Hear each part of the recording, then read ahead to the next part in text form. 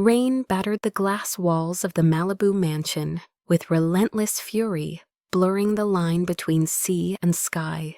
Lightning split the horizon, flashing white against the restless Pacific. Inside, Ethan Cole stood by the window, a tall, solitary figure, framed by silver reflections. The world called him a genius, the billionaire, who had built a tech empire from nothing. But in this moment, he was simply a man haunted by ghosts. 3 years had passed since Amelia's death, yet her voice still echoed in every corner of this house. The waves outside roared like grief refusing to fade. He sipped nothing from the whiskey glass beside him, only watching the storm tear through the coastline. His reflection on the window stared back, cold, sharp, empty, a picture of success painted over loss. He whispered to the night, "You'd hate this silence, Amelia," as if the ocean might answer. Then it came a sound that did not belong to wind or thunder. A dull, heavy crash. Another. Frowning, Ethan set down his glass and reached for the flashlight on the console. He stepped into the downpour, the storm immediately clawing at his shirt and hair soaking him through. The beam cut through rain, revealing palms whipping like flags, and marble steps slick with water. Then he saw it something slumped against the iron gates. For a second he thought it was driftwood dragged by the tide, but the shape was wrong human. His pulse quickened. He ran. The gate creaked under the storm's weight as he reached it, and there she was, a woman, motionless, her body half curled in the mud. Her clothes were torn, clinging to her skin, her hair tangled with seaweed. Ethan dropped to his knees. "Hey, can you hear me?" No answer. Rain struck her face mercilessly. He pressed 2 fingers to her neck. There a pulse, faint but alive. Relief hit him before confusion followed. In her hand, clenched tightly, even in unconsciousness, was a small silver locket. He pried it open, and his breath caught. A single name was engraved inside. Amelia. His stomach turned to stone. The same inscription, the same script, the same locket he had given his wife before she vanished. He stared at the stranger's face through the rain. She was young, late 20s maybe. Unfamiliar, but something about the curve of her lips. The tiny freckle under one eye struck him with eerie familiarity. His voice trembled despite himself. "Who are you?" The storm swallowed his words. He lifted her carefully, cradling her light body against his chest, and pushed the gate open with his shoulder. The wind howled behind him as if the ocean protested his defiance. Inside the mansion, he laid her on the couch near the fireplace. Clara, he called for his housekeeper, but the power flickered, and he remembered she had left for the weekend. He was alone. He grabbed a blanket, his hands unsteady. The woman's breathing was shallow, her lips tinged blue. He reached for his phone, no signal. The storm had swallowed the network whole. He cursed softly and knelt beside her again. His old training from sailing surfaced instinctively. He tilted her head, checked her airway pressed against her ribs. "Come on, breathe."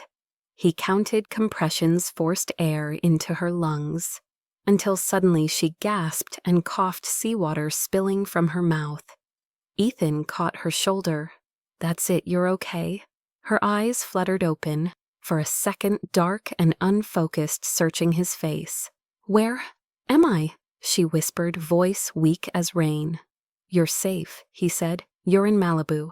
She blinked once, gaze dropping to the locket still in his hand. Her fingers twitched faintly as though she recognized it. Then her eyes rolled back, and she slipped into unconsciousness again. Ethan exhaled a long, shaken breath. The fire he had kindled threw trembling light across her face. She looked peaceful now, almost serene, as if the storm had dragged her from another world. He studied the locket again, wiping away drops of rain. His thumb traced the name engraved there, each letter like a wound reopening. That locket had gone down with Amelia's body when her sailboat capsized 3 years ago. The Coast Guard found debris, but never her. So how could this stranger, this woman, be holding it? Lightning flashed outside, illuminating the waves pounding against the cliffs. For the first time in years, Ethan felt something other than numbness fear. A possibility too impossible to voice. Whispered through his mind, what if Amelia hadn't drowned? But the thought died as quickly as it came. This woman was younger, her hair darker, her skin different. No, it couldn't be. But still the coincidence pressed on his chest like a weight he couldn't ignore. He lifted her again and carried her upstairs to the guest room, her wet hair leaving trails across his arm. In the soft glow of a bedside lamp, she looked fragile, her breathing even, but weak. He dried her forehead with a towel, wrapped her in a warm robe, and set the locket beside the bed. Standing there, he realized how strange it felt to have another heartbeat in this house. For 3 years there had been only his own. He turned to leave but stopped at the doorway, glancing back. The storm's light spilled across her face, and for a fleeting second, she looked like Amelia, smiling in a dream. He forced himself to look away. Downstairs he poured whiskey again, finally taking a sip. The liquid burned but grounded him. He stared at the locket gleaming faintly under the bedroom light and muttered, "Fate, you've got a sick sense of humor." The rain hammered harder, relentless. The mansion creaked under the weight of wind. Ethan set down his glass, his thoughts circling like vultures. Who was this woman? Where had she come from? Why did she carry Amelia's name in her hand? He leaned back in his chair, eyes fixed on the staircase above. For the first time in years, the house didn't feel empty, but it didn't feel safe either. Somewhere beyond the glass, the ocean crashed again, wild and unyielding, as if demanding to be heard. And Ethan, for the first time in years, listened. Morning arrived as a faint, silver light struggling through thick clouds. The storm had calmed, but the waves still carried its echo. Ethan hadn't slept. He sat in the living room, eyes fixed on the staircase, waiting for a sound from the guest room. Every hour he checked on her, half fearing she might stop breathing. Now as the first pale light spilled through the windows, he heard it a soft gasp, followed by the creak of the bed upstairs. He rose and walked quietly to the door. The woman was sitting upright, her gaze darting around in panic. Her hair was tangled, her hands clutched the blanket like armor. She looked at him as if he were the danger. "It's okay," Ethan said softly. "You're safe here." Her eyes were wide, confused, distrustful. "Where am I?" "My home, in Malibu. You were hurt last night." There was a storm. She glanced at her arms, saw the bandages, then at the clothes she was wearing, a clean shirt of his that looked far too big. Her voice cracked. "Who did this?" "Who changed me, I did." He answered, measured, calm. "You were drenched and freezing. I had to make sure you didn't die." "You touched me," she snapped, fear and pride sparking through the haze. "I saved your life," he replied evenly. "You can be grateful or not, but I'm not your enemy." The words hung between them. She drew in a shaky breath, clutching her temples. "I don't remember," she whispered. "I don't remember anything." Ethan frowned. "Your name." She shook her head slowly.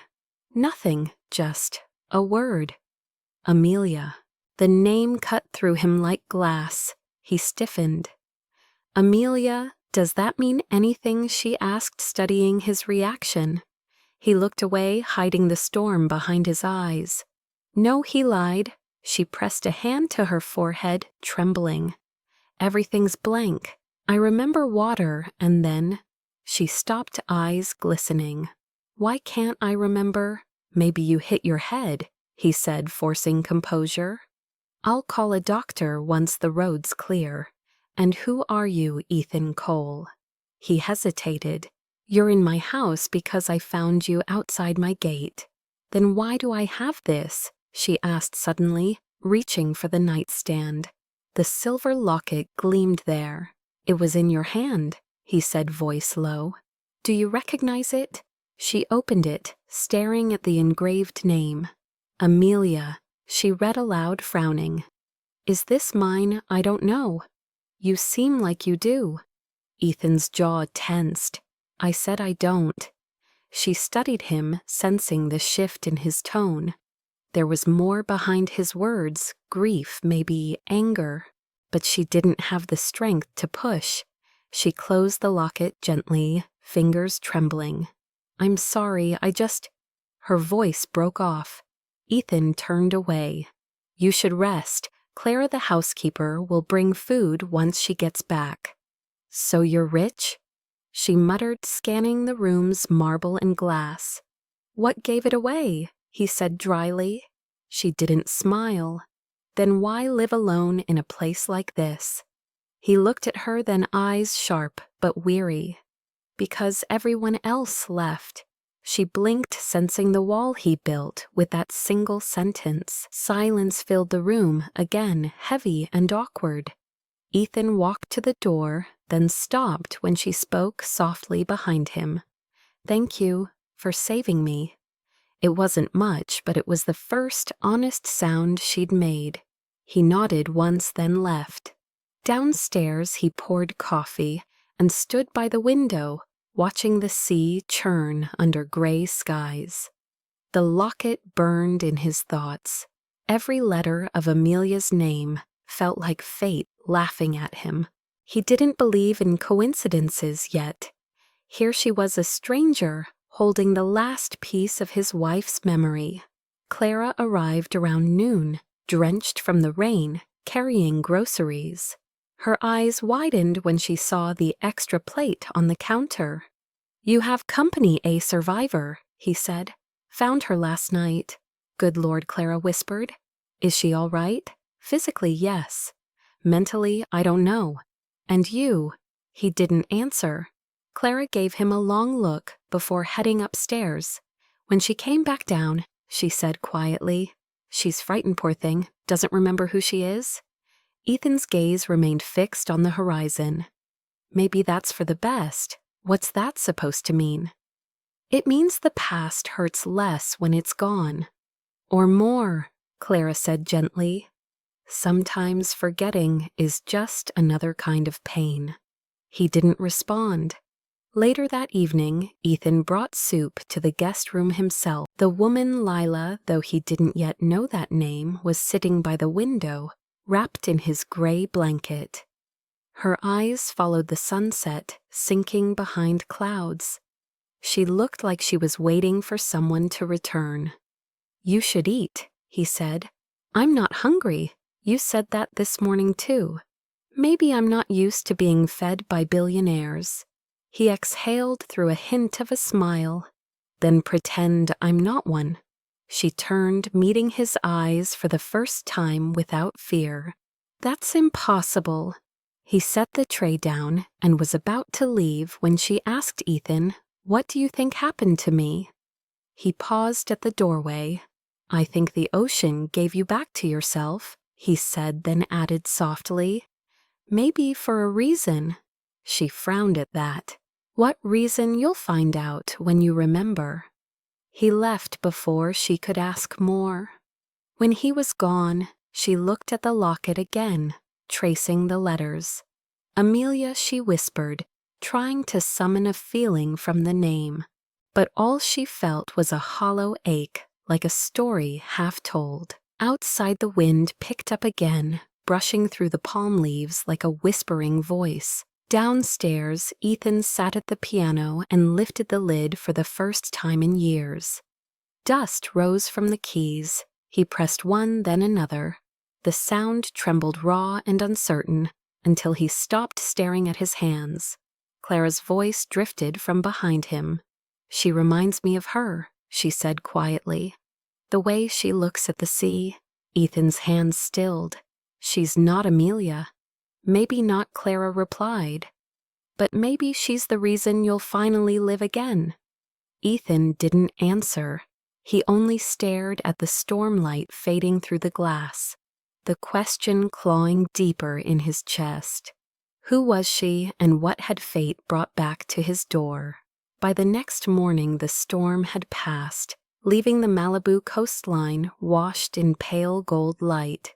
The air smelled of salt and wet sand, and the waves moved slower, now exhausted from the chaos of the night before. Inside the mansion, however, the atmosphere was far from calm. Lila, as she would later remember herself to be, had decided she would not stay another day. Ethan woke to the sound of drawers opening upstairs, hurried footsteps, and the faint clatter of glass. He climbed the stairs 2 at a time, finding her in the guest room, struggling to fit into one of his jackets, her expression fixed somewhere between frustration and panic. "Where do you think you're going?" he asked, voice cool but not unkind. "Out," she said, zipping the jacket up to her chin. "I can't stay here. I don't know you." "You can't go anywhere," he replied. "The main road's blocked by a landslide. You'd get lost before you reach the nearest neighbor." She crossed her arms. "Then I'll take my chances." "Take them when you can walk straight," he said. "You almost drowned 2 nights ago." She hated that he was right. She also hated how calm he looked, standing there barefoot, in dark slacks and a white shirt sleeves, rolled to his elbows, like nothing in the world could touch him. "You think you can just keep me here?" "I think you're not ready to leave," Ethan said. "And you're welcome to prove me wrong if you make it past the gate." The defiance in her eyes flickered, but she turned toward the door anyway. As soon as she stepped into the hall, her knees buckled slightly, and Ethan caught her before she hit the ground. The scent of his cologne, clean, faintly woody, filled her senses, disorienting her further. "Told you," he murmured, helping her stand. "Let go." She snapped, pulling away. "You're impossible." "So I've been told." He gestured toward the stairs. "Breakfast is downstairs. You'll feel better once you eat." "I'm not hungry. You said that yesterday." "You're very persistent for someone who doesn't smile. And you're very stubborn for someone who can't remember her own name." She glared at him, but followed him down anyway. The kitchen looked like a page from a luxury magazine. White marble counters, steel appliances, everything cold and organized. She sat across from him, arms folded, while he plated scrambled eggs and toast. "You cook?" she asked skeptically. "When the chef's off," he replied, "which is most of the time. You're not what I expected from a billionaire." "What did you expect? Someone less human." "You should get out more," he said dryly. She almost laughed, surprising herself. He poured coffee for both of them. "Cream black," she said. "Figures," he muttered. "What's that supposed to mean?" "Means you look like someone who refuses sweetness, even when she needs it." She rolled her eyes, but a faint smile tugged at her lips. For the first time, the tension eased, but the fragile peace didn't last. While reaching for the cup, she accidentally knocked over the mug beside it. The spill splashed across the table and over a folder filled with papers. Ethan froze. "No," he said sharply, pulling the folder away, but the ink was already bleeding. "What is that?" she asked, panicking. "Blueprints, designs, a month's work." She bit her lip. "I'm sorry, I didn't mean, just don't touch anything else," he snapped. Her guilt flared into irritation. "Fine, I'll stay out of your precious kingdom." "Good idea," he said coldly. She stood her chair, scraping the floor, and stormed toward the patio doors. "You know," she said, voice trembling, "for someone who saved a life, you're remarkably bad at making people feel alive." Ethan didn't answer. He was staring at the ruined pages, jaw tight. She turned, intending to leave, but something stopped her, an instinct or maybe pity. She glanced back at the grand piano sitting in the corner of the room, its lid closed under a layer of dust. "You play?" she asked. "Not anymore," he said without looking up. "Why not?" "Because the person I used to play for isn't here anymore." She hesitated, then walked to the piano. "Maybe you just need someone else to listen. You shouldn't." But before he could stop her, she lifted the lid and pressed a key. The note rang out pure and delicate, cutting through the tension like sunlight through fog. Then she played another and another, fumbling at first, then slowly finding rhythm. The melody that came out was hauntingly familiar, soft, melancholic, but strangely hopeful. Ethan looked up, every nerve in his body freezing. He knew that melody. He had written half of it years ago with Amelia, a song they never finished, something she called Waves of Home. "Where did you learn that?" he asked quietly, stepping closer. She blinked, startled by the intensity in his tone. "I don't know, it just came to me." "That song," his voice broke slightly. "That song was never released. It was ours." "Yours," she repeated. "And hers," he said. "My wife's." She turned toward him, eyes wide, confused. "I'm sorry I didn't." "You couldn't have," he said quickly, shaking his head. "Forget it." But he couldn't. Not when her hands moved over the same notes Amelia once played, with the same tenderness, the same small tremor at the end of each phrase. It was as if memory had found him again through her. She stopped playing and looked up. "Did I do something wrong?" "No," he said, his voice quiet but unsteady. "You did something I didn't think was possible." "And what's that?" "You made this house sound alive again." The air between them shifted, fragile but warm. For a moment, neither spoke. Then she smiled faintly. "You're strange, Ethan Cole." "So are you," he said. She nodded toward the window, where the sunlight now poured in. "Maybe strange is what saves people like us." He almost smiled at that. She stood walking past him, brushing his shoulder lightly. "I'll try not to destroy anything else," she said, heading toward the hallway. "Please do," he said, but his tone was softer this time. After she left, he stood there, hand resting on the piano lid, the last note of Waves of Home still echoing faintly in the air. He closed his eyes, hearing Amelia's laughter in the distance of memory, and for the first time since she died, he allowed himself to feel something other than grief, curiosity, hope, or maybe both. Upstairs, Lila lay back on the bed, heart racing, the melody still pulsing through her head like a heartbeat she couldn't explain. She didn't know why she knew that song, only that it felt like part of her soul had remembered something before her mind could. Outside, the ocean shimmered under the returning sun, whispering promises neither of them could yet understand. That night, the mansion fell into silence again, the kind that made every sound feel louder than it should. The storm had passed, but its ghost lingered in the air, carried by the scent of rain and salt that still clung to the windows. Ethan sat alone in his study, the glow from the fireplace painting amber across the walls. The piano in the next room was quiet, its lid closed. Yet he kept glancing toward it as if expecting another note to rise. He tried to work emails, contracts, numbers, but nothing could hold his focus. Every time he blinked, he saw her hands moving across those keys, playing a song that should have been lost forever, Waves of Home. The last melody Amelia wrote before the accident. He hadn't told anyone about it, not even Clara knew it existed.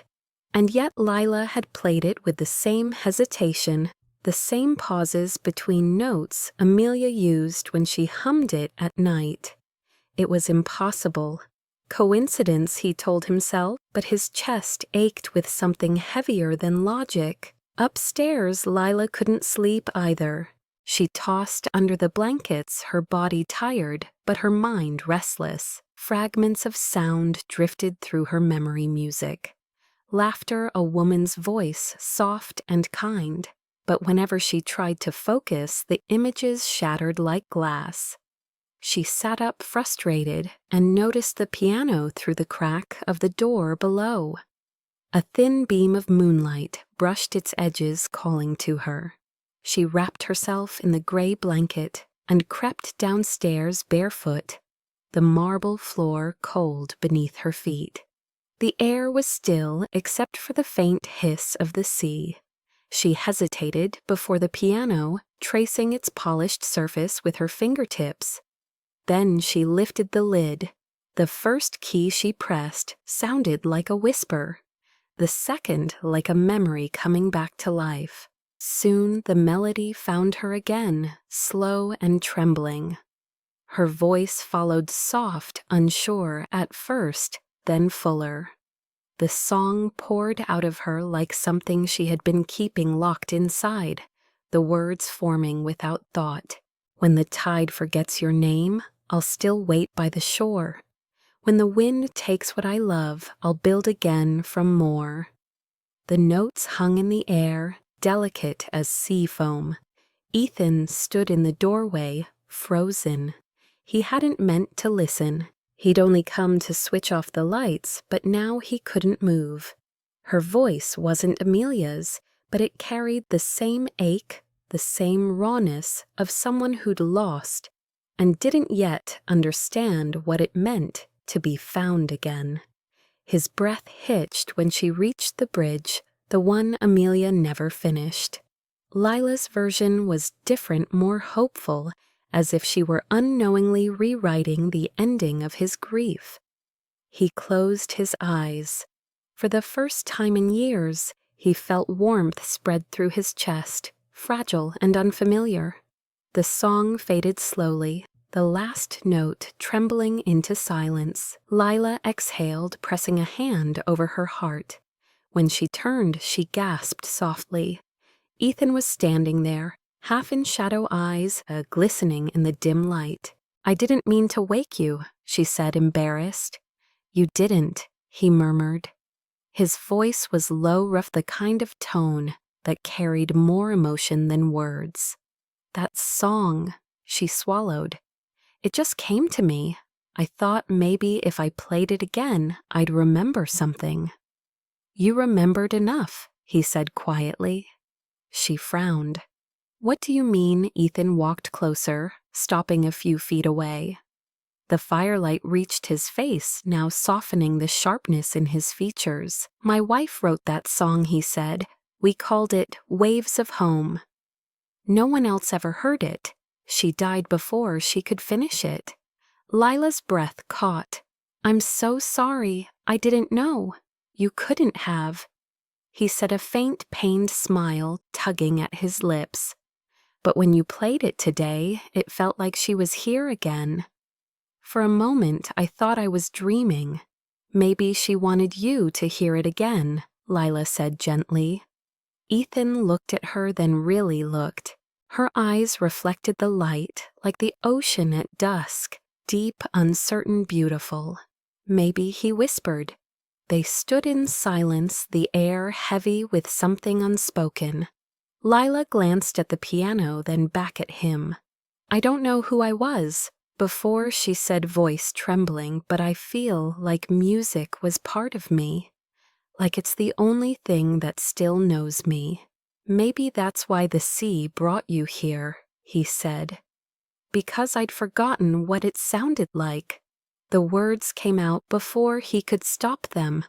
Lila blinked, caught off guard by the tenderness in his tone. You talk like a poet for someone who looks like he doesn't sleep. And you sing like someone who remembers dreams she can't name. Their eyes held. The quiet stretched until it became something fragile and magnetic. Lila looked away, first her cheeks warming. You should get some rest, she whispered. It's late. You should stay, he said softly. Just a little longer. She hesitated, then nodded. She sat back down at the piano, fingers gliding over the keys. This time she played slower, letting him join her by humming the harmony he once sang with Amelia. For a fleeting minute, the house was filled not with ghosts, but with life, two lost souls finding a rhythm neither had expected. When the song ended, Ethan reached out, brushing his thumb over the edge of the piano where her hand rested. Thank you, he said. For what? For reminding me what it's like to feel human again. She smiled faintly. Maybe we're both remembering. He stood, forcing himself to step back before the feeling grew too strong. Get some sleep, he murmured. Tomorrow we'll figure out what comes next. As he turned to leave, she whispered, Ethan. He stopped. Yes, that song. Was it about love? He met her gaze over his shoulder. It was about finding home after you lose it. Her lips parted, but no words came. He left her with that, disappearing into the quiet hall. Lila sat for a long time, her fingers still hovering above the keys. Then she placed a hand over her chest, where her heartbeat felt louder than before, and whispered to herself waves of home. Upstairs, Ethan lay awake, staring at the ceiling as the melody drifted faintly through the house. It threaded through his memories like light through cracks, and for the first time in years, he closed his eyes without drowning in sorrow. Downstairs, the piano sat open, its reflection, shimmering under the soft moonlight, a silent witness to two strangers who, without knowing it, had just begun to heal each other. The morning sun spilled over the Pacific like molten gold, soft and forgiving after the storm.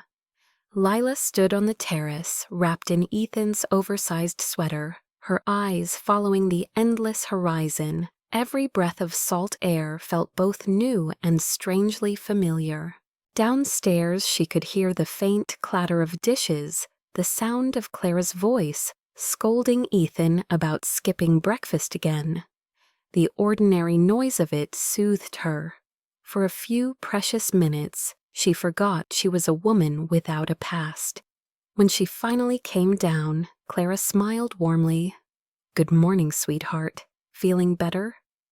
A little, Lila replied, trying to smile back. Ethan glanced up from his laptop at the counter, nodding politely before looking away again. There's coffee, he said. And toast. Thank you, she murmured. She poured herself a cup and sat opposite him, studying the way his eyes avoided hers. She wondered what haunted him so deeply that he carried silence like armor. After a few sips, she asked quietly, What do you do when you're not rescuing strangers? He hesitated, then said, I build things. Systems mostly. I run a company that designs AI to help people manage information. The irony is I can't manage my own. You sound tired, she said softly. You sound curious, he countered.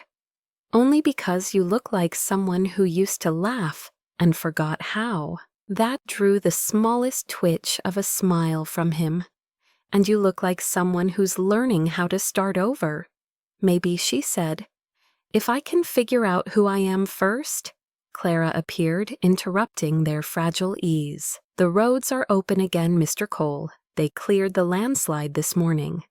Ethan looked at Lila, his expression unreadable. So you can leave, he said, if that's what you want. The words hung between them like fog. Lila felt an ache she couldn't explain. Maybe tomorrow, she said.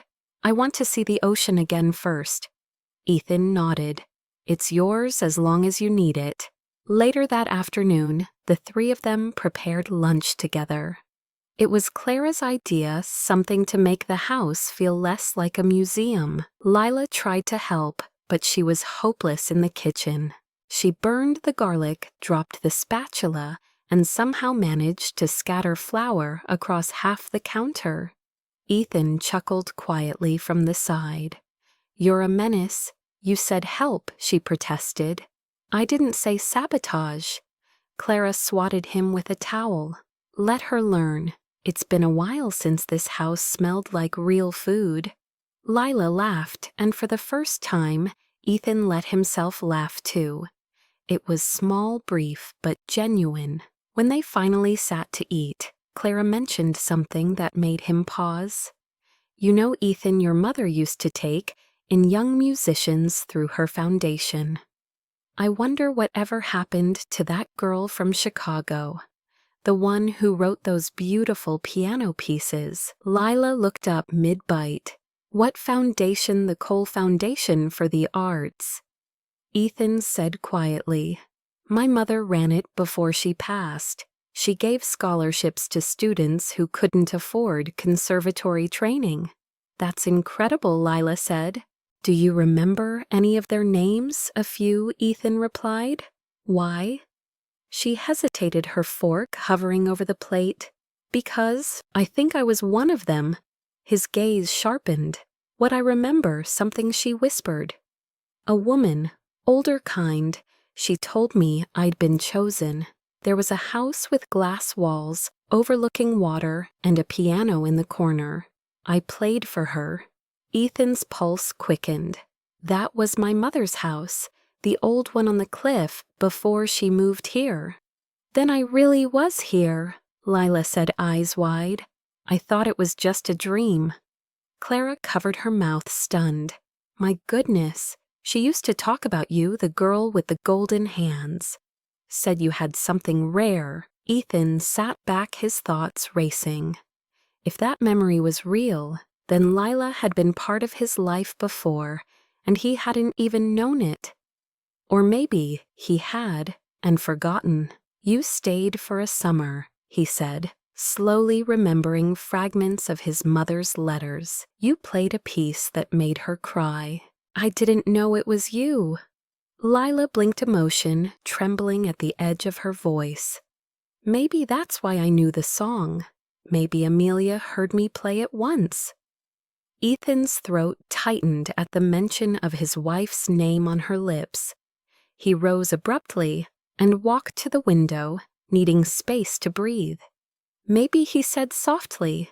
Lila joined him, standing beside him in silence. Outside, the ocean glittered calm and endless. Do you ever wonder, she asked, if people are meant to cross paths more than once?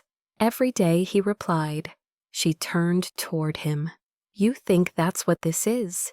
He met her gaze, and something unspoken passed between them, fear, curiosity, and a tenderness neither was ready to name. The moment stretched until Clara's voice called from behind them, breaking the spell. Dessert's ready. Lila laughed nervously and stepped back. That evening, Ethan worked in his office, while Lila wandered through the mansion's quiet halls. She stopped before a series of framed photographs on the wall. Ethan with his parents. Ethan with business partners. Ethan and Amelia on a sailboat, both laughing under the sun. Her fingers brushed the glass over Amelia's face. You were beautiful, she whispered. He must miss you. In the reflection of the glass, she saw Ethan standing behind her. I don't need to be reminded, he said quietly. She turned, startled. I'm sorry, I didn't mean. It's fine, he said, though his voice was tight. I kept those pictures to remind me she was real. Sometimes I think I dreamed her. She was real, Lila said softly. You can hear it in how you say her name. He looked at her, the anger melting into sadness. You should rest, he said. It's been a long day. But as she walked away, He found himself saying, "Lila." She stopped. "Yes, thank you for bringing some noise back into this place." She smiled faintly. "Then I guess I'm doing my part." That night, as the sea hummed against the shore, Lila lay awake, replaying the memory of Ethan's voice when he said her name. Downstairs, Ethan stared at the piano again, the one his mother had loved, the one Amelia had played, the one that now belonged somehow to this mysterious woman who carried fragments of them both. He reached for the keys, played the first note of Waves of Home, and whispered to the dark, "Maybe the universe didn't send you here by accident." The peace didn't last. It rarely did in Ethan's life. 2 mornings later, he woke to the shrill buzz of his phone vibrating endlessly across the nightstand. He rubbed his eyes, grabbed it, and froze at the flood of messages lighting up the screen. Clara's voice came faintly from the hall, urgent. "Ethan, you need to see the news." His stomach sank. He turned on the television, and there she was. Lila's face, her photo plastered across every channel. The headline blared in bold red, "Missing pianist, Lila Anders found alive in Malibu." Ethan stood rooted as the report unfolded. The anchor spoke of a prodigy from New York, a woman who had vanished after a charity performance 6 weeks ago. They showed concert clips glossy and elegant, the same hands he had seen trembling over his piano keys. The world had been searching for her, thinking she was dead. Now they knew where she was, at his house. Lila entered the room halfway through the broadcast, still in one of his shirts, her hair-tousled eyes squinting in confusion. "What's going on?" she asked, but when she saw the screen, her breath caught. She pressed a hand to her mouth. "That's me." "You remember?" Ethan asked, voice low, almost afraid. "I don't," she stammered, shaking her head. "I don't remember anything, but that's me. That's my name." Her eyes brimmed with tears. "Lila Anders." "It doesn't matter right now," he said quickly. "What matters is that they'll come looking. Reporters, police, maybe your family. You're safe here for now." "Safe?" she echoed, laughing bitterly. "Nothing about this is safe. I've been missing for over a month. People probably think I'm dead. And I don't even remember why." She sank onto the couch, trembling. He crouched beside her, steady but unsure. "We'll figure it out." "Why didn't you tell them sooner?" she demanded suddenly. "When you found me, you could have called someone." There was no signal. The storm took the lines down. "But you could have tried again," she said, hurt, flickering in her voice. "Were you planning to keep me here forever?" He recoiled slightly. "Don't do that. You know I wouldn't." "Do I?" she shot back, then immediately looked ashamed. "I'm sorry, my head's a mess." Ethan stood his chest tight. "I'll make some calls. We'll handle it." He left before she could see the crack in his composure. Outside, the world was already moving faster than he could think. By noon, camera vans lined the edge of his private road, journalists shouting questions through the gates. "Mr. Cole is the missing pianist inside. Did you two know each other before? Is it true she's been living with you?" Clara tried to manage them, but the noise was relentless. Ethan's lawyer arrived, urging him to let the authorities handle it. "They'll want statements," the lawyer said. "Keep it short. You helped a stranded woman, that's all." Sighed, Lila sat by the window, watching the chaos she didn't remember causing. Her reflection looked strange, half of her remembered fame, half of her still lost in confusion. The sound of camera shutters felt like waves crashing against glass. When Ethan returned, she stood quickly. "I should go." "You can't walk out there," he said. "They'll tear you apart." "They're my world, Ethan. she whispered. Even if I don't remember it, I have to face it. You don't owe them your peace, he said, but she shook her head. And you don't owe me my hiding. She stepped closer, her voice softening. You saved me, but maybe you were never meant to keep me. The words struck him harder than he expected. He wanted to argue to tell her she belonged here, that maybe fate had a reason for the storm and the locket and the song. But before he could speak, headlights flashed outside. 2 black cars rolled through the open gates. Police, publicists, cameras. It was over. Lila drew a shaky breath. It's okay, she said. I'll tell them you didn't do anything wrong. Ethan's throat tightened. That's not what I'm worried about. She smiled faintly. I know. They walked together to the door. Reporters swarmed, flashes exploding like lightning. Lila blinked against the light, but stood tall. A woman ran forward, her agent eyes swollen from crying. Lila, oh my God. The woman pulled her into an embrace. We thought we lost you. Lila hugged back, still dazed. I thought I lost me too. The questions came like rain. Where had she been? How did she survive? Who was Ethan Cole to her? She answered what she could. He saved my life. That's all that matters. Then they escorted her away. Ethan watched as she stepped into the car cameras, reflecting in the windows like fragments of another reality. She looked back once through the glass eyes meeting his. No words passed between them, but the silence spoke everything: gratitude, confusion, and something that hurt like goodbye. The gates closed, cutting off the noise, leaving only the sound of the sea. Inside the mansion, Ethan stood motionless. Clara approached quietly. She'll come back, she said gently, if it's meant to be. She already came back once, he murmured, eyes still on the road. Maybe that was all the universe had planned.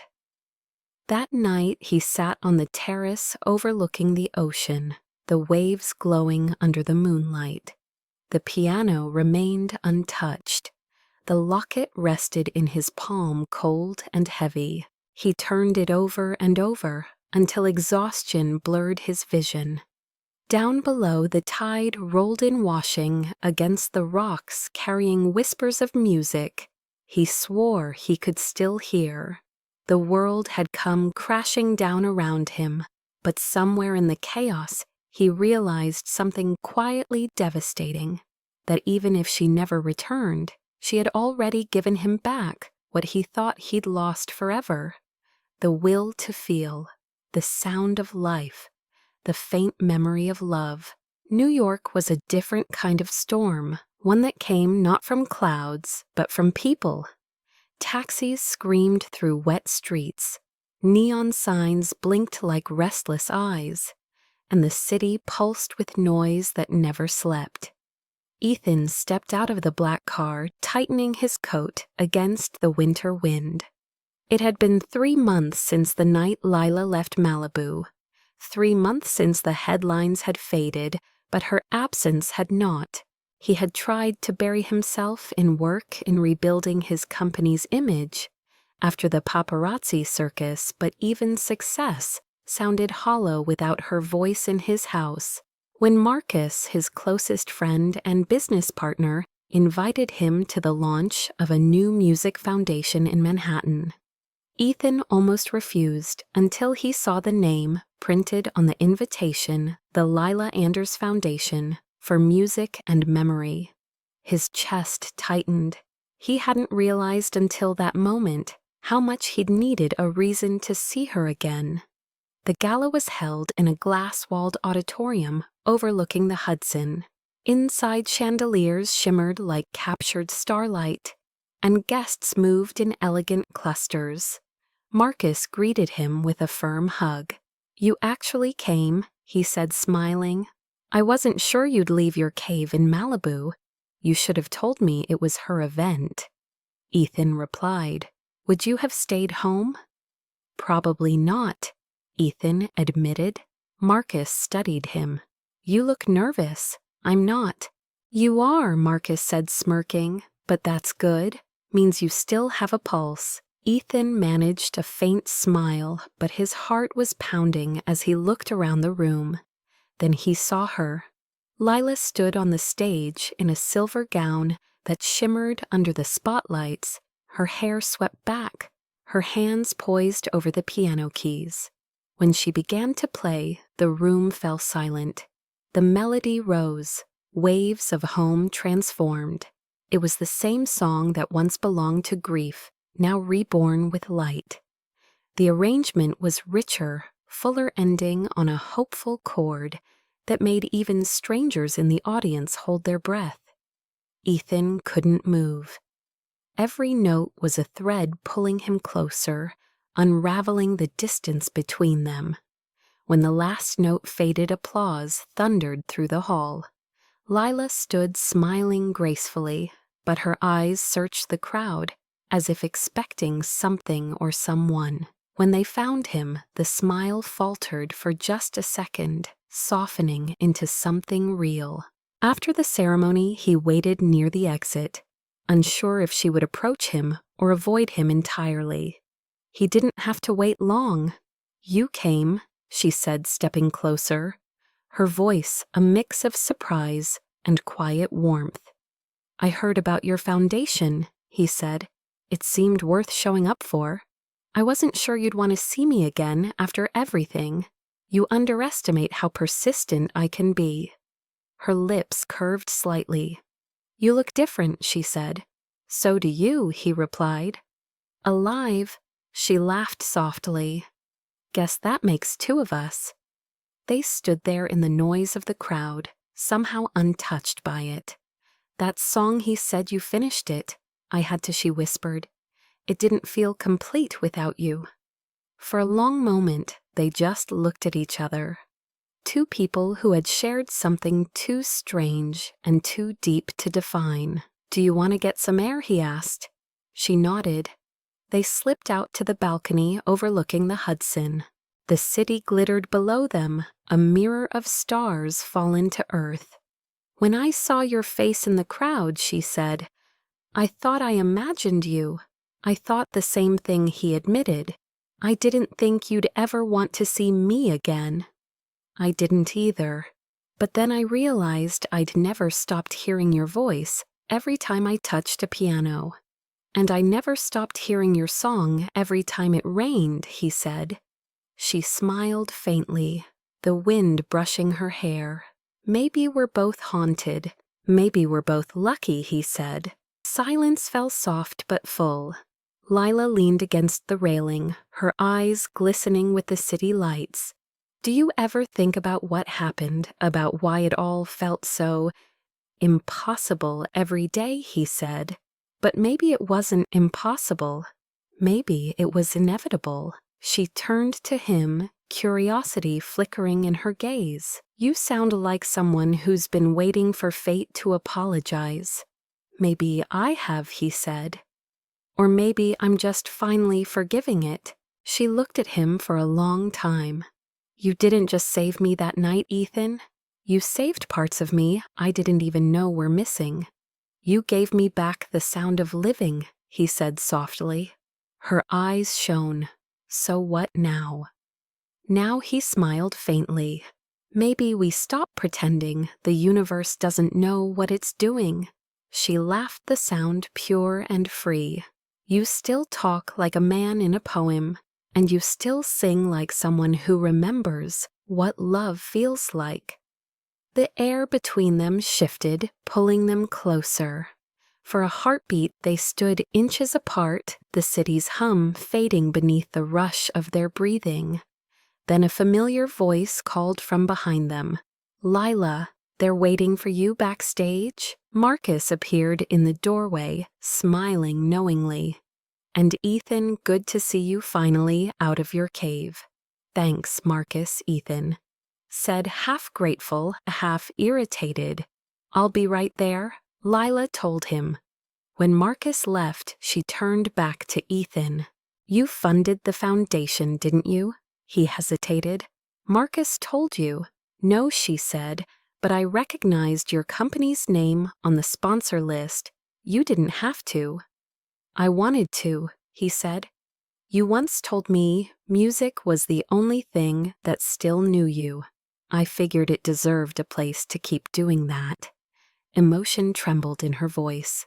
You did all this for me, for what you made me remember, he said simply, that life isn't meant to be lived alone. Tears welled in her eyes, and she laughed softly to cover them. You're impossible. So are you. The crowd inside cheered again as someone announced her name. Go, he said.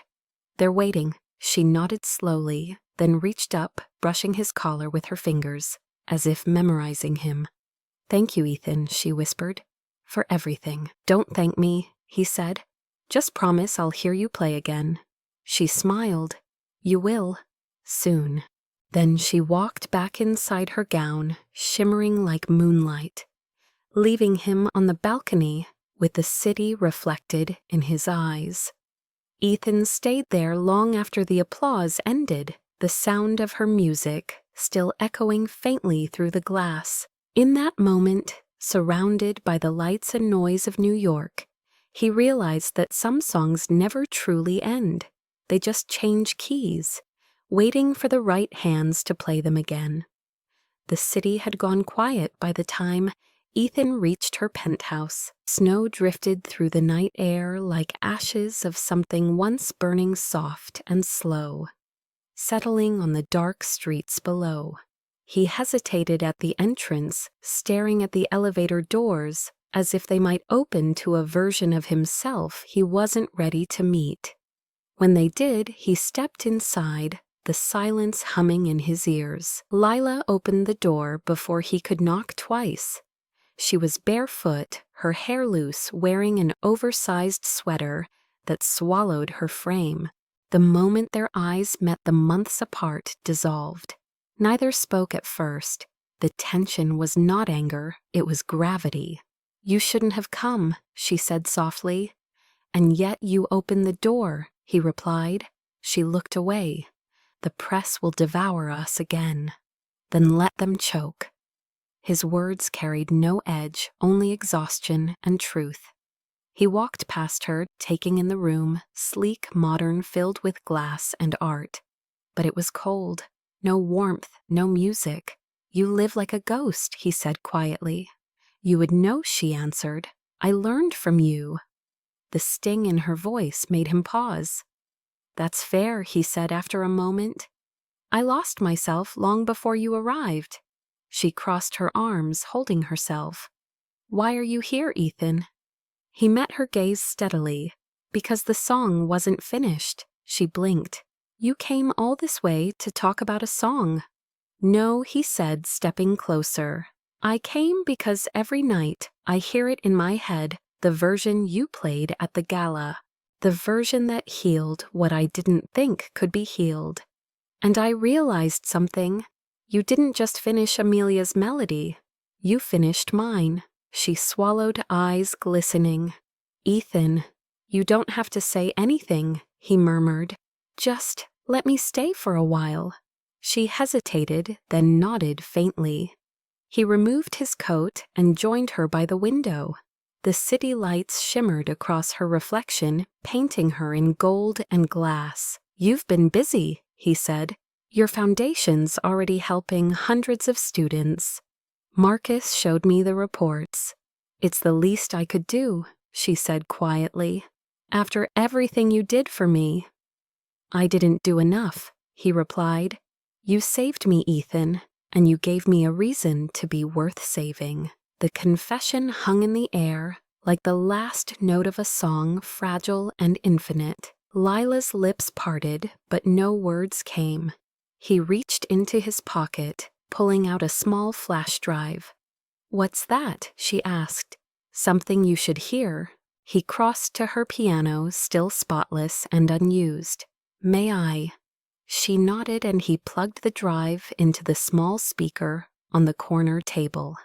Soft static filled the air, then a melody piano, first gentle searching. Her breath hitched when she recognized the tune Waves of Home. But this version was different, layered with her voice from the gala recording and another beneath it. He had completed her completion. How she began. "I spent weeks mixing it," he said. "Your version gave me back something real. I thought I'd return the favor." She sank onto the piano bench, eyes wide.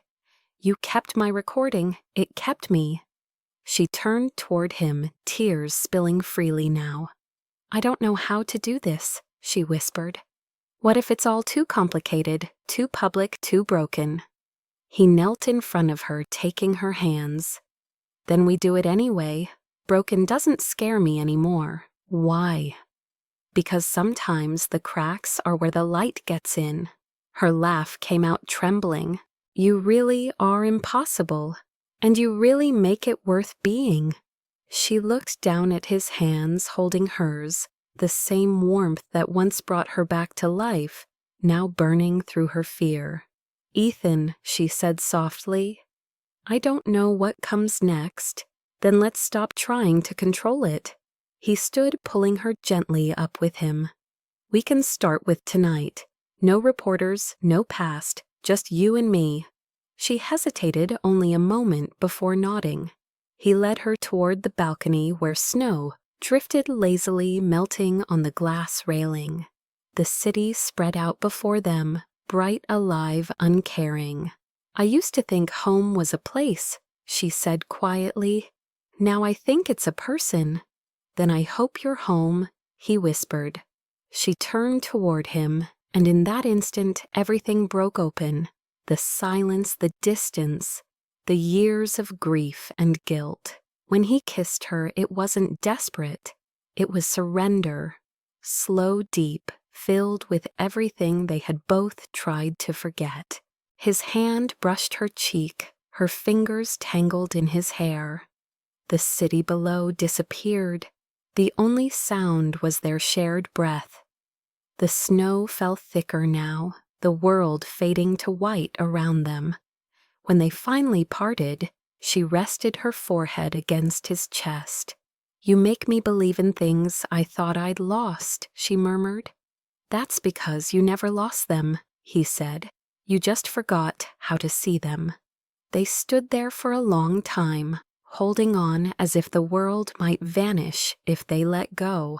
Inside, the song still played faintly from the speaker, the final verse looping softly.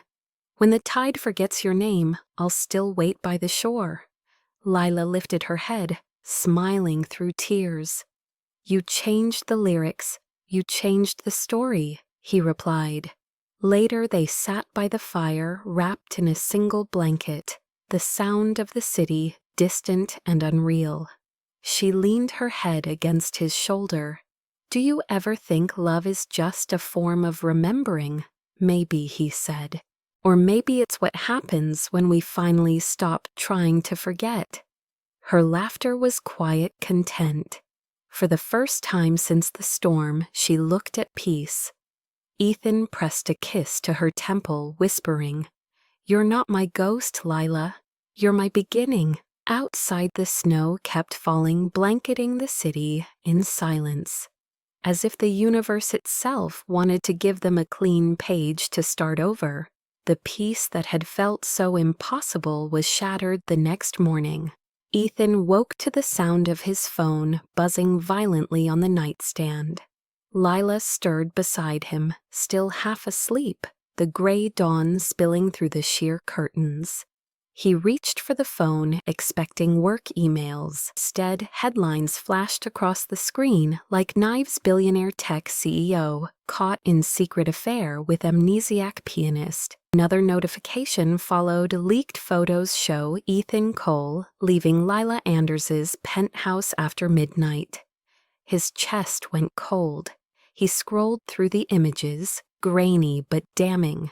The internet didn't care for truth-only stories, and this one was feeding the world by the minute. Lila sat up, sensing something wrong. "Ethan, what is it?" He hesitated, then turned the screen toward her. The color drained from her face. "Oh God," she whispered. "How did someone followed me?" he said bitterly. "Or maybe followed you." She covered her mouth. "My foundation, the sponsors, the schools, will lose everything." "You won't," he said firmly. "I'll fix this." "How?" she demanded, tears rising. "You're already the story. I'm the scandal." Ethan stood pulling on his shirt. "Then we change the story." He made a few quick calls, but his assistant's voice on the other end trembled. "Ethan, the board's demanding an emergency meeting. Investors are threatening to pull out. They're calling it a breach of conduct, conflict of interest." "I don't care about that," he snapped. "I care about her."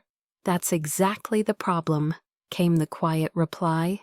When he hung up, Lila was standing by the window, arms crossed tightly around herself. "I should go public," she said.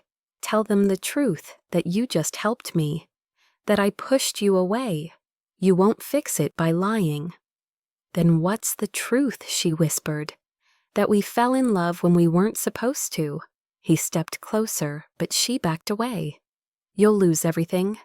"Then I'll lose it," he said simply. "I've lost worse before." "Ethan." "Lila, listen to me." His voice softened, steady, like the eye of a storm. "I spent years drowning in silence. You gave me sound again. I don't care what they say." "But I do," she cried. "Music is all I have left. I can't let them destroy it." "And I can't let them destroy you," he said. "So what?" she asked, desperate. "You'll stand in front of cameras and tell the world you love me. If that's what it takes." She shook her head, tears spilling freely. "You can't. You built your empire on control and logic. They'll crucify you for emotion. Then maybe it's time they see I'm human." That silenced her. He reached for her hand, but she turned away, whispering, "Don't do this for me. Do it for yourself." He answered softly, "That's exactly what I'm doing." By noon, the story had spread across every platform. Outside the Manhattan headquarters of Cole Technologies, protesters gathered with signs. Cameras flashed, reporters swarmed. Inside the boardroom, 12 men and women sat like judges at a trial. Ethan entered with his head high, ignoring the chaos outside. Marcus was already there, standing near the window, arms folded. His expression was grim. "They want your resignation," Marcus said quietly, before the meeting started. "They think it'll save the company, would it?" Ethan asked. "Probably," Marcus admitted. "But it'll kill you inside." The chairman cleared his throat. "Mr. Cole," he began, voice clipped, "we've reviewed the situation. Your relationship with Miss Anders presents not only a moral concern, but a financial liability. Investors have lost confidence." Ethan looked around the table, calm but sharp. "You're saying compassion is bad for business. We're saying scandals are." "Then maybe you're in the wrong business," he said. The room erupted in murmurs. Marcus tried to intervene, but Ethan raised a hand. "Let me make this clear," he said. "I didn't violate any contracts. I didn't manipulate anyone. I fell in love with a woman who reminded me what it means to live. If that offends the board, so be it." "You're putting emotion over millions," one director hissed. "You're reckless." "Maybe," Ethan said, rising. "But I'd rather be reckless with love than precise with emptiness." He left before they could respond. Marcus followed him into the hall. "They'll vote you out," Marcus warned. "Then vote me out," Ethan said, pulling on his coat. "But remember, this empires don't fall because of love. They fall because people forget why they built them in the first place." He walked away, leaving Marcus staring after him. That evening, Lila stood alone in her foundation's rehearsal hall, watching the students practice. The air was thick with whispers. Parents had begun pulling their children from the program. Donors had withdrawn funds.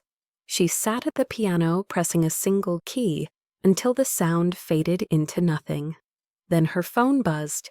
A message from Ethan. Meet me at Lincoln Square, 7 p.m. Trust me. She hesitated, then grabbed her coat. By the time she arrived, the plaza was crowded with reporters. A stage had been set up for a scheduled press conference, Cole Technologies' official response to the scandal. Flashbulbs erupted as Ethan stepped up to the microphone. He looked immaculate in his black coat, snow drifting around him like confetti. Lila froze at the edge of the crowd. He began calmly, "Good evening, you've all heard the stories, some true, some not. But here's what you don't know." He paused, meeting the cameras head on. 3 months ago, during a storm, I found a woman unconscious outside my home. I saved her life. In doing so, she saved mine. The crowd hushed. "Her name is Lila Anders," he continued, voice strong now. "And she's not my mistake. She's my miracle." Gasps rippled through the audience. "I won't apologize for caring," he said, "because real love doesn't damage reputations. It repairs them. It makes us human again." Lila's throat closed. Reporters shouted questions, flashes exploding. But Ethan raised a hand. "You want a headline?" he said, eyes blazing. "Here's one. A man chooses love over legacy. Print that."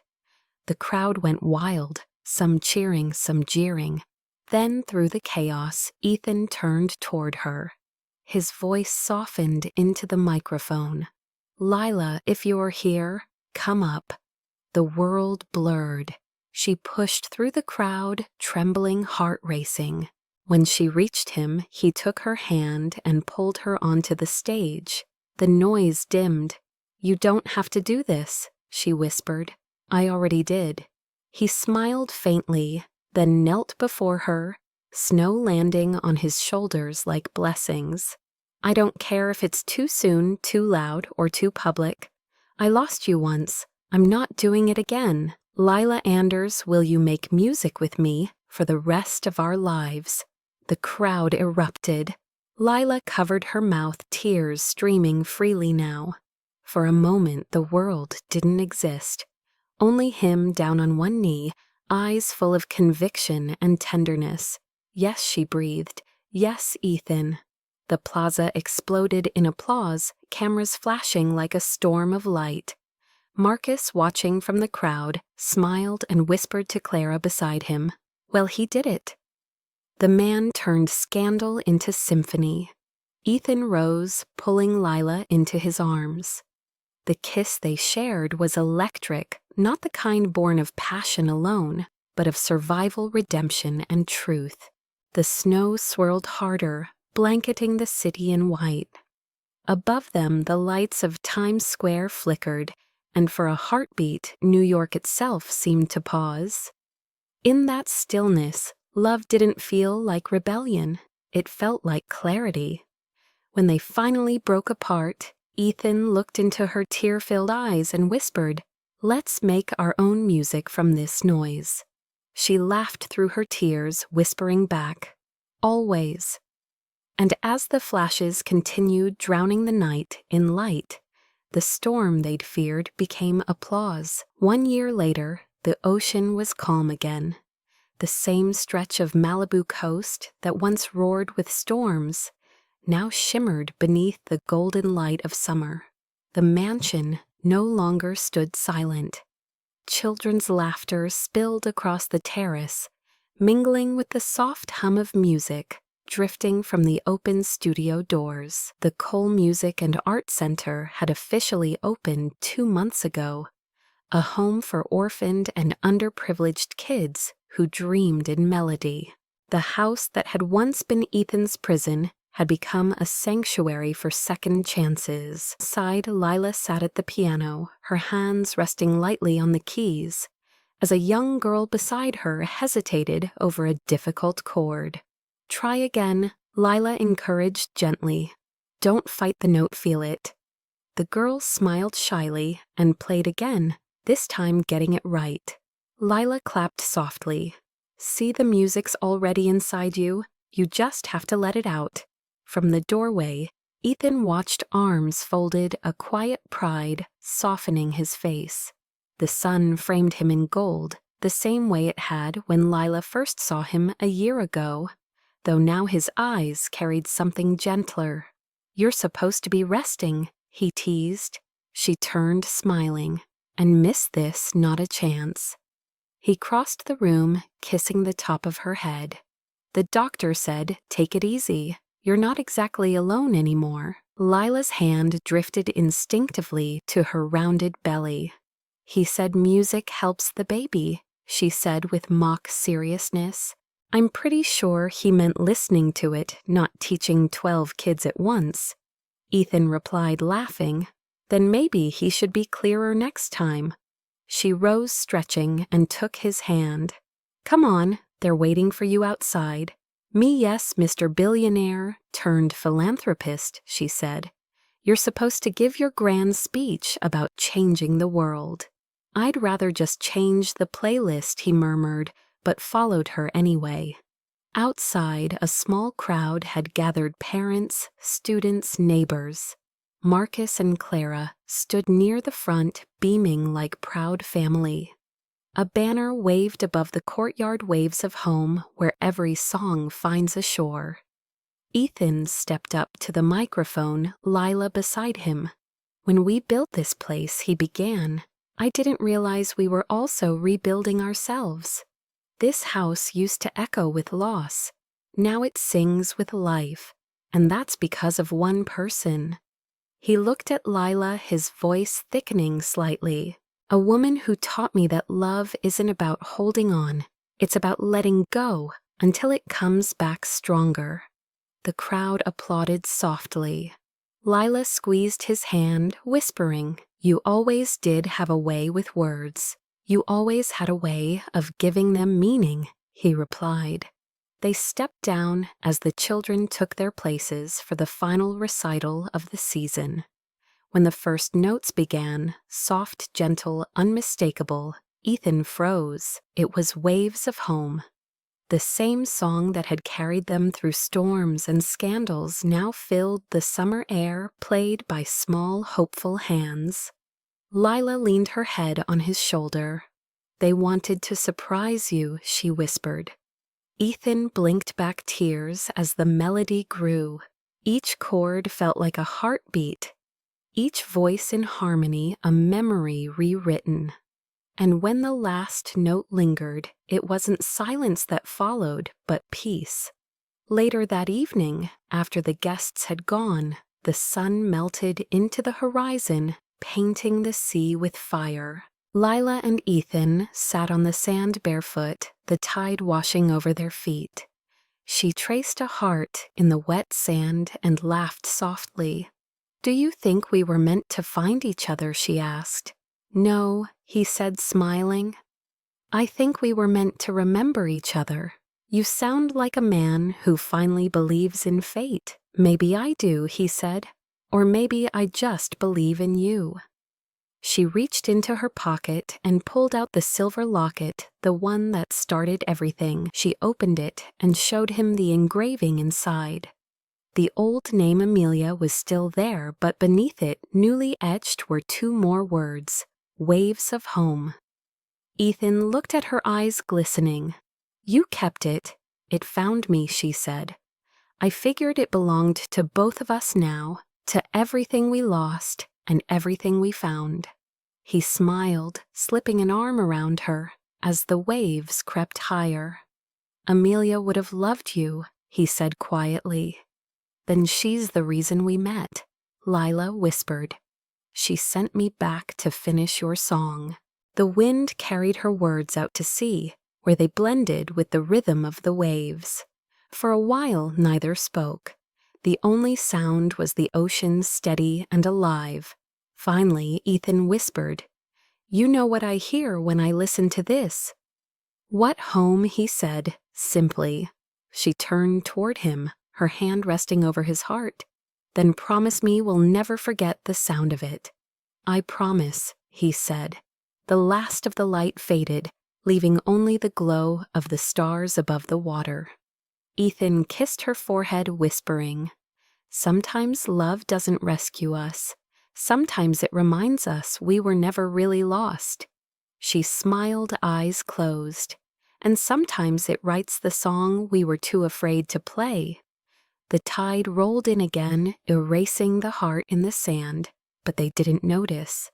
Behind them, the mansion gleamed softly, the sign "Waves of Home" glowing against the night. From the open window, the faint echo of a piano drifted through the air, carried by the wind, a song of memory, of redemption, of two people who had finally found their way back to themselves.